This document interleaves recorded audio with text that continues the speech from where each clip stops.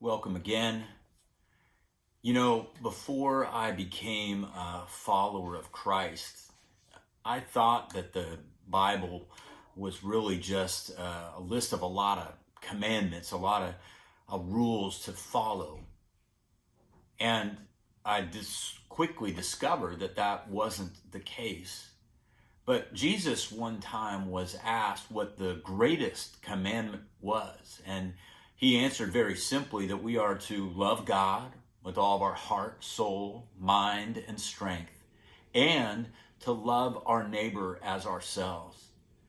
As we begin talking about discipleship, what it means to really follow after Jesus, I want to share with you something that I am very glad that our church is committed to. And our mission statement as a church is to create space for people to become lifelong followers of Jesus. And we want to relentlessly pursue Jesus' transformation of our neighborhood, city, and world. Create space for people to be disciples and love our neighbor as ourselves. That our church mission statement is really nothing more than a restatement of what Jesus said the greatest commandment was. I want to talk about the first part of that mission statement to create space for people to become a follower and a follower for the rest of their life of the person of Jesus Christ. That's something I am passionate about. That's something that we as a church are shaping our whole life around.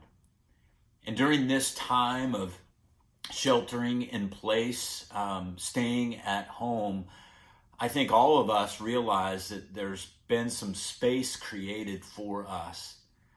And sometimes when we have to create space, we have to move some things out of the way. And the same thing is true for following Jesus more deeply or more closely, is for us to create space for that to happen. Some things, some habits, some ways of living have had to stop and will have to stop. And other things, more beautiful things, more abundant life kinds of things will come into its place. Over the next several days, we're going to talk about a way that we might change our view of Jesus and, frankly, decide to follow him anew, follow him again. And then we will also talk about what are the means, how do we actually do that? And so I pray that we will be those that want to create space, move things out of the way so that we can see Jesus more clearly.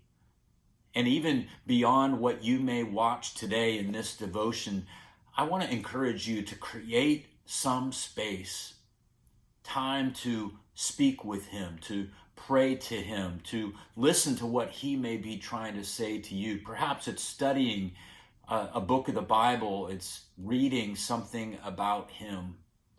Create space so that we can together begin that journey of following him for the rest of our lives.